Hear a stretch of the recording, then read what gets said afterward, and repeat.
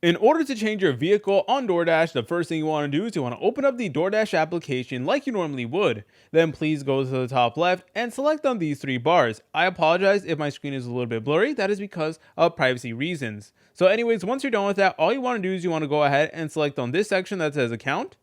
Then afterwards, go ahead and scroll until you see vehicle management. Now, what you can do is you can actually switch between different vehicles on the DoorDash Dasher application. So that's honestly pretty cool. So at the moment, I only have a bike added, but what you can do is you can press on add new vehicle and you can include a car, a scooter, a bicycle, motorcycle, even an e-bike as well. But keep in mind that the process is going to be slightly different depending on what vehicle you're trying to add. For instance, a car, you would need to go ahead and actually include insurance documents as well. Same thing with like a bicycle or a motorcycle. Make sure you have all proper documentation ready, and typically DoorDash is going to walk you through the process and let you know exactly what you need in order to actually change your vehicle. And then from this menu, you're able to change your vehicle and stuff like that, and you should be good to go. So if you guys found this video helpful, make sure to leave a like and subscribe. I'll see you in the next tutorial.